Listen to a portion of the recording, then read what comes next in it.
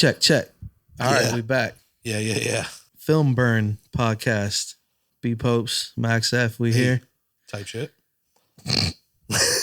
So today what movie we doing today? Fucking doing Detroit Rock City, man. Detroit Rock City. Sleeper.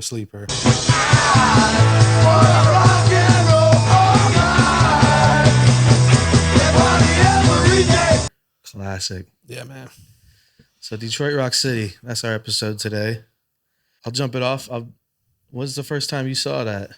I had to have been at the house for sure. I feel like my parents were watching it. I think that's probably the first time I saw it. Yeah. Damn. Yeah. I'm trying to remember. I definitely didn't see it in theaters. I didn't. It had to be like a VHS or DVD type. Yeah. Yeah, let's hit the basics first. It came out, summer 99? Yeah. I'll give a synopsis from top of my head, and then we can read the actual one. Yeah. So pretty much it's about these four kids, and it's the late 70s, and they're big Kiss fans. They have their own band, and they got tickets to go see Kiss finally in Detroit. And one of their moms burns the tickets because she's like a religious lady. And that's it. They're scrambling the rest of the movie trying to get to the show. Well, they think they won the tickets. At first. So they head out to Detroit. Then you find out they didn't win the tickets because one of them messed up. Stay on the line so we get your full name, information, and trip. Oh, man, you didn't hang up on me, did you, Trip? What kind of total moron would hang up after winning Kiss tickets? Well, there you have it. We had no choice. We had to give the tickets to the next caller. And then that's it. It's a scramble to get tickets till the end. It's a very good ending too. So that's pretty close to the synopsis here. It says four members of a high school band called Mystery do everything they can to attend a Kiss concert in Detroit. In order to make it to the show, they must steal, cheat, strip, and deal with an anti-rock mom, and generally do whatever it takes to see the band that has inspired them to be musicians. All right. So yeah, that's a good synopsis. All right, you got it. Mine was a little extra, but that's pretty much it. So. Yeah. Off rip though, I gotta say it's one of the best soundtracks of all time, dude. Yeah, for sure. Pretty much every 70s song. Yeah. Obviously, plenty of Kiss, some Pantera, Black Sabbath, Van Halen, David Bowie, then Lizzie. Yeah, there's like it's all bops. It really is the whole movie. Though. Yeah. It never stops. Like the music from the beginning to the end. And it all fits too. They're not like forcing it, but it really like encapsulates you into the late 70s or whenever it is. You don't feel like it's like whatever it was filmed. 90s. Yeah. They did a good job with that. For sure. Let's go through the cast real quick. Yeah. Who's in it? Edward Furlong. Yeah. Giuseppe Andrews. My boy, Sam Huntington. Huntington. Yeah. His jam. Early Natasha Leone. Young Natasha. And who's Trip? What's his name? James DeBello. Yeah. I say they all have their own moment. That's the best part of the movie. They each have their own story. Yeah. Once they're in Detroit, they each have their own, they separate, have their own story. So they all have their moment. But for me, I'd say Trip is like the standout. He's like the wild card Kramer, for sure. Yeah. The Charlie Day of the group. He's the wild card for sure. He's funny. Hell yeah. And Jam is fire too. His like his character arc, like through the movie, he goes from like complete square to like he's turned up at the end. He don't give a fuck. And they were all in a lot of movies around that time too. So what does it have? What's the rating? What does it have? Okay. Let me give my rating first, and then we'll see what the general. Yeah, I don't even want to look. General pop thinks about it. I would. Yeah, you go first. What's your out of 10? So I would give it. Trying not to be biased. Obviously, I saw this movie like at 12, 13 years old, whatever. And I won't say it shaped me, but it was like a good. For sure. No. I remember like almost being in high school and all. I thought that's what high school was going to be like, but we were like the same age as them in the movie when I saw it. Yeah, a little younger, but close enough. But yeah, that's one of those movies you see when you're young and you just keep watching. Yeah. But so try not to be biased because I do love that movie, but I would give it it's pretty well made. Nothing flashy, but I really don't have any notes on it. Like everything's good to me. It's very. I would give it Well, it takes place in 78, so I'd probably give it a 7.8. I was gonna say like To be 7.5, fair. 8, something like somewhere in the 7.5 to 8. yeah, I'd somewhere say around 7, there. 8. Again, I really have no notes other than it's just not like a masterpiece in film. Otherwise, No, it'd be I mean, a like, 10. I feel like someone watching it now that's Yeah. never seen it, that wasn't even born when it came out, it might not hit the same. Yeah. But seeing it when had just come out, and for like sure. in the late 90s, like so many good comedies. That, It like, weirdly has a 6.8. That's a lot lower than I thought it would be. 6.8. It's That's actually a slept little on. higher than I thought. Really? I felt like that might be one of those that gets like a 5.5. That rating's probably newer. It definitely bombed, right? Yeah. What was the box office, first of all? Let's The see box that. office was Because I know it came out that summer. There was so many other movies that, like, I don't remember any marketing for it. I just remember randomly seeing it after it was in theaters. yeah. So the budget was estimated 34 million. Damn. That seems like a lot. Opening weekend US and Canada was only 2 million. And then the gross worldwide is only 4.2. Wow. So it's a flop. That budget seems high. That's probably because of all the music. We were It's talking got to be about that. all that licensing. Because I was saying, what's the music budget on this? It's so many songs. It's got to be insane. That was probably half the budget, I would say, was the music. But yeah, so it did flop, which But it makes sense. sometimes happens, and then it catches a wave after it comes out on back then, I guess, VHS, DVD. For real. I feel like if it came out nowadays, it would probably be like a streaming movie. It'd be on like Hulu or straight Netflix. I don't think it'd be in theaters. Probably not. It'd be like an Amazon movie. Or, They don't even make like comedies like that they anymore. don't. They really don't make. Not at all. But when this came out, yeah, let's go through the list, because that's probably why it didn't do so well. So all around the same time, like summer, fall of 99, all of these movies all came out. American Pie, The Blair Witch Project, Eyes Wide Shut, Toy Story 2, Life, Office Space, Sixth Sense, Fight Club, Wow. Sleepy Hollow, Austin Powers, The Matrix, like Deep Blue. I mean, it keeps going.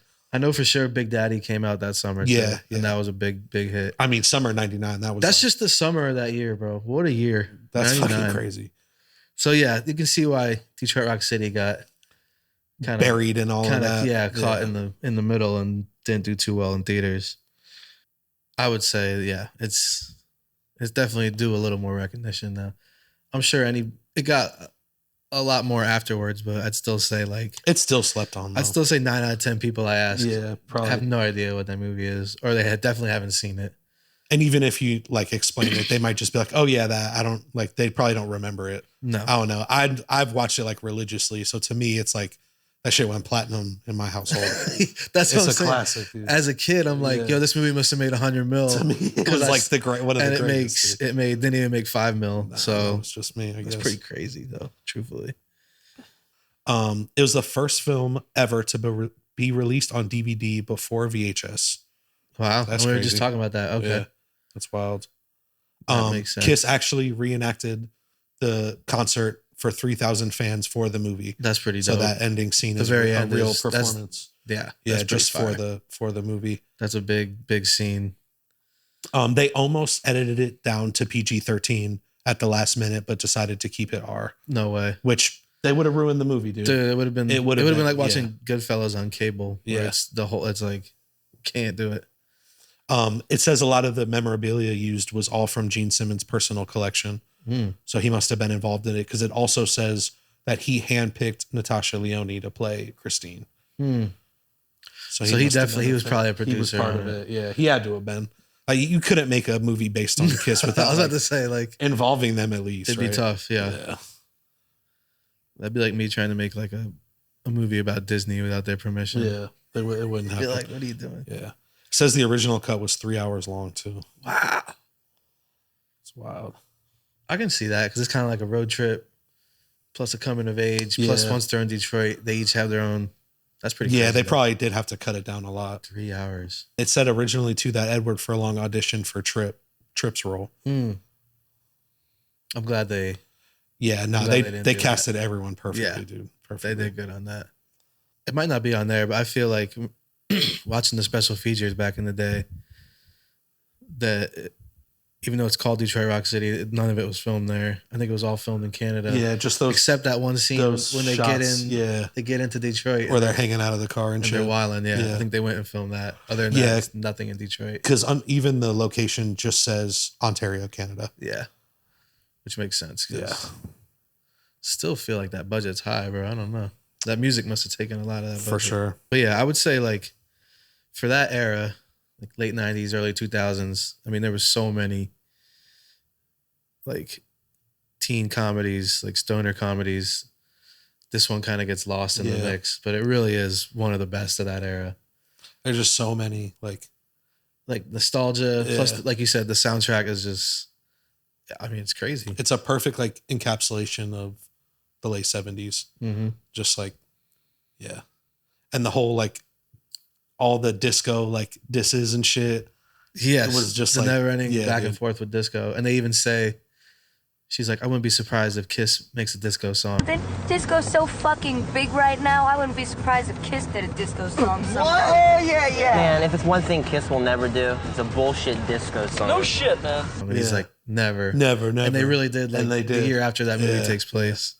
They have little subtle stuff, even like little foreshadowing stuff for like a dumb comedy like that is pretty. Yeah, there was a couple that we caught. The like, what's his name saying that he's scared of, he hates dogs. He hates dogs. And then later on he gets caught up with like all the Rottweilers. Tripp's talking about he's just going through the motions. And then the guy to drop out. that robs the store says that. It's good writing for a shitty comedy, dude. I was going to say it's well written. It's kind of a random idea. I don't know if like, I don't know who wrote it, but I don't know if he just thought of it and wrote it and then Kiss agreed to it. Yeah. Or if like Kiss said, hey, we want to make a movie about it. And then someone wrote it. I feel like it's the former. Like I feel like it was, they probably came up with the idea first. He probably wrote it and then it sat around for a while. That is a good idea. Somehow Kiss got good concept. Wind of it. And is it the writer and director, same guy, or is it two different? Director Adam Rifkin, right? Writer. You called that one. Carl Dupre. Oh, yep. What else did this fool do? What'd he do? Mimic. Ooh. Scream 2. Oh, no, that's just editorial. So he was an editor. Yeah. That just randomly wrote. He wrote, some Hellraiser movies. Some TV shit. Nothing really crazy. And then he just randomly was like, randomly did Detroit Rock City. Kids trying to see Kiss in the late 70s. He's from Rhode Island. Fire. Maybe that happened to him. Probably. Based on a true story. Trying to go to Detroit and see a show. Hell yeah. Let's go to like, I don't know, favorite scenes, like favorite lines. What are like the, I mean, that's tough because it's like every fucking scene. That's another one. That's another point. This is a very quotable movie. Yeah. But it's like not a lot of people will get it, you know? Even like off rip, just like right at the beginning, all the lines when his mom grabs him out of the house. Yeah. It's like, you know, a KISS stands for Knights in Satan Service. Like, why would I have Donnie and Marie? Where is Karen Carpenter? How would I know? You have Donnie and Marie too? Why would I have Donnie and Marie? Whoa. I think Jam has a lot of the best lines. Yeah, key.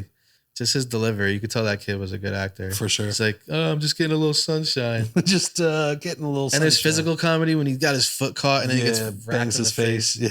I love that part, bro. My favorite scene, I don't know. It's tough to say. When they run into the disco dudes on the highway, that's like a fucking classic. That's top 3 because those dudes are sure. such douchebags. For sure. That's a great scene. Just that whole interaction with all of them. The beef of disco and Kiss. And then pulling her in the car, and then they're talking shit in the car, and like that 20-minute stretch Trip goes out of pocket. I don't think he could say, he's like, are you gonna suck our dicks or what? You're gonna like suck our dicks or what? What? I don't think that would fly. There's some shit in this that probably wouldn't fly. Trip, that is so fucking rude. What's he say? He's like, Jam, I'm sick of you being the wimpy sensitive type just to impress her. This is exactly how horror movies start. Like, that's a porno. That was okay. Yeah, that was definitely in the trailer. Mm-hmm. That's all I remember from the trailer. That is, yeah. I don't remember much marketing, but I do remember that when he's like. But they make porno movies that start out like that too, man. That was in the trailer for sure. I feel like one of those movies in that summer that I went to see, they put that trailer in there. Maybe. And it just, I don't know, it just didn't hit. Didn't get box office. It got buried. But I would, like you said, I would say it has a cult following now.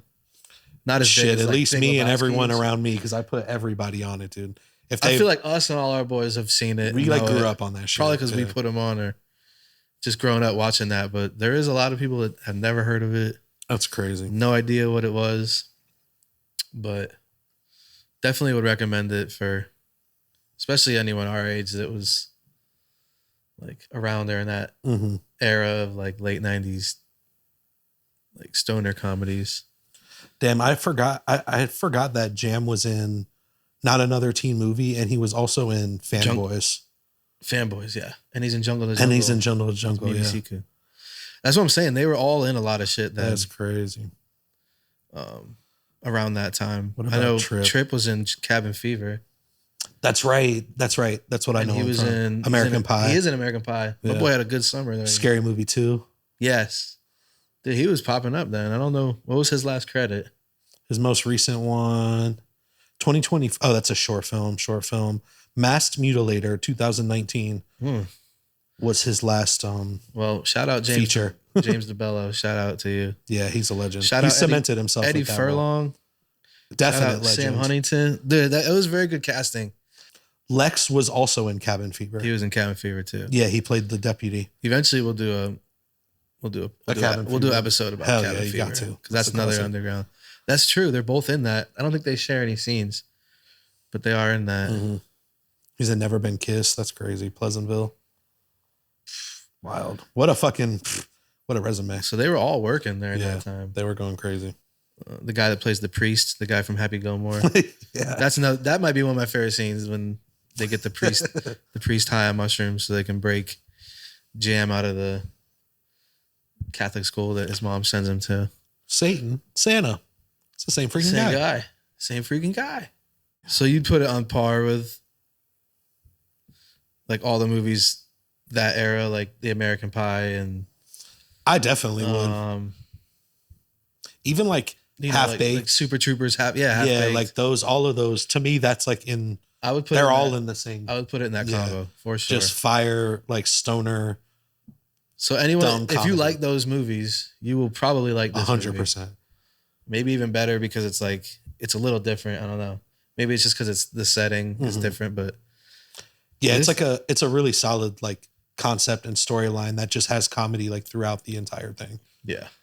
I'll At randomly least quote a couple it still. times a year. I'll Yeah. throw it on, For sure. and it never gets old. Like even we had it on in the background earlier, but we were still just like quoting shit. I don't know the guy that directed it. I don't know. Did he ever do Yeah, much let's after see. that? I mean, if I had just that on my resume, I and now you can 26 retire. years later, I'd still be telling people like, "Yo, I'm good with that." He's I guess mostly a writer. Okay. He's known for being a writer on like Small Soldiers. Let's see what he directed. He might have been like a writer, and this was his one directing, and because it didn't turn a profit, they might have like shunned him. I think he did a good job. I think the opening credit sequence is Oh, absolutely. top Yeah. tier. Hell Like yeah. the transition with she throws the record in the trash, and then like the needle hits it and goes zooms in, and then the record needle comes on, and then it just shows a whole like pop culture compilation over the credits. Also, like an old school thing is 3 minutes of credits. They don't do that Oh anymore. my god, hell no! They get right to the bullshit. But yeah, the opening credits, like, it's a really good job, and I don't really have much negative to say about it. Nah, definitely not. No notes. They, Other I mean, than just start making movies like this again. yeah, Like it'd be rated R tough. comedies. It'd It's be a tough. loss. If It's this a lost movie art. if this had like turned a profit and been bigger in theaters, I feel like it would have. Yeah. There would have been more spin-off types of like that. But off the top of my head, I have no notes on it, but I can't think of many that you could compare it to. It's like a coming of age comedy. Yeah, Period. Like all in one, dude. it's That's a lot all. in one. It really Yeah. is. But like I said, I give it between 7.5 to 8. I'd say 7.8. It's really a Yeah, same. great underground comedy. So one of my also back on the favorite scenes part is the part when he's at the strip club, and because they're all trying to get the money, and Edward Furlong's at the strip club, and then he has them play Kiss to strip to, but it's probably one of their better songs, and then like that whole scene is funny as fuck. Shake your wee wee. And yeah, the Shake Your Wee Wee guy. I used to think that was Matt Dillon. It's not. It's like his It twin. looks just like him, actually. That guy's fucking amazing. Yeah. He's like, we're talking about big breastises and tight vestises. I'm like, man, we're talking about people passing fucking joints in the audience. We're talking fucking Detroit Rock City. Rock. Talking about fucking Detroit Rock City, brother. Shake your wee wee. Is this him right here? He's probably Not listed as Scalper. Scalp. Is that? Is it? Is there someone listed as Scalper? Richard Hillman. Says he died in 2009. Damn, really? Died in 09, RIP. Damn, RIP, dude. He's one of the best cameos of that movie. Go shake your wee wee. Second row center, my brother. Shake your wee wee. So you would say, from your opinion, as far as like 90s comedies, what would you put it top 20? I could confidently Top say 50? I definitely would say easily top 50, but I think I'd pretty confidently say top 20 of like late 90s, early 2000s like comedies. Yeah. I couldn't think of It's hard to say 20 better 90s ones. because 99 is so different from 91. You Yeah, have to that's do true. like 90s, early 2000s because that was like its own. I would count it as like a turn of the yeah. turn of the I would millennium count it with movie. like American Pie 2, for sure up there with that. Jay and Silent Bob Strike Back. Yeah. Like you said, like Half Baked, that type movies.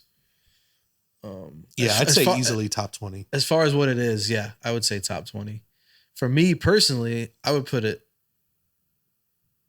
top 50 comedies Yeah. on the B Pippo list On the of all list. time. Yeah. That might be a stretch, but I mean, for anyone that wasn't even born when it came out, I'd still recommend watching it. It'd be interesting to see that opinion. But anyone our age or anyone that likes those type of movies, I would 1,000% say like your list isn't complete if you haven't seen this. You have to. You have to. You can't really judge like that era without seeing this one. Yeah. It's definitely a classic. Crack a beer, fucking light a joint and throw it on. It's Yeah. like, you're going to like it. There's no way. Light up some Panama Red, which is what they smoke in the movie. And if it wasn't for your mom trip, we wouldn't have smoked that fine Panama Red last night. But I guess all in all, we say like Detroit Rock City, we're agreeing it's like 7.5 to 8. Yep. And a heavy recommendation for anyone that's With a sense of humor. never, yeah. And if you like music. Yeah, I mean, very few people I think would not like it. Clowns. Clowns. Or people that like disco and hate Kiss. Yeah, that's true. But they even reference that. So like, even if you hate Kiss, I'm sure you could like this movie. But Then you can relate to like the mom. I guess, yeah. If you're like a heavy religious freak. Can I please The have my mom fucking so drumsticks? So the mom is the lady from Dumb and Dumber, Kingpin. Yeah. Something About Mary. What's her name? Lynn Shay.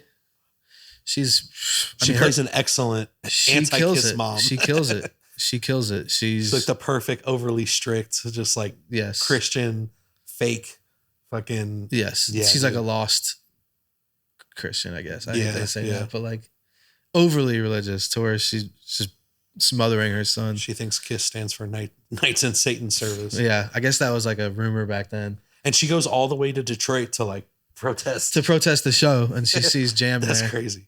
She's really like, I dedicated. don't know how you got here tonight. I don't want to know. And then eventually her son stands up to her. It's another great scene. Mm-hmm.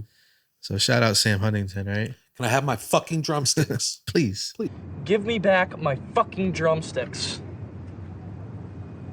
Please. And one's broken.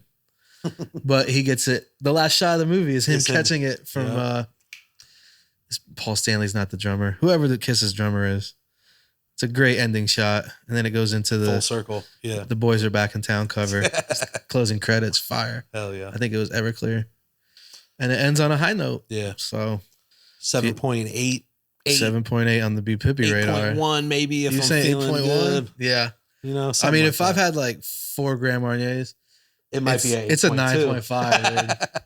I could watch this. I feel that. It's like an early example of like what stand culture is now. Like the fucking beehive or damn. whatever. That's Good like point. the Kiss Army. That was like They were the original. They were the original fucking Stans. Stan group, dude. Damn, dude. Good point. So yeah. If you don't like Kiss, just pretend it's about like Beyonce, and it's the same shit, dude. Eventually, they'll make like an Eminem one, especially if it's in Detroit. But For real. nah, it's a great movie. So Yeah, man. Detroit Rock City, baby. Detroit Rock City. So if you haven't seen it, go check it out. Yeah. And I think that's it, man. come back for our next episode. Filmburn Pod. Filmburn Podcast. Stay up. Find us on IG. Check us out. See you next episode. Go see Detroit Rock City. Shout out Sam Huntington. Hey. Whoever else. Hey. Peace. Hey. One.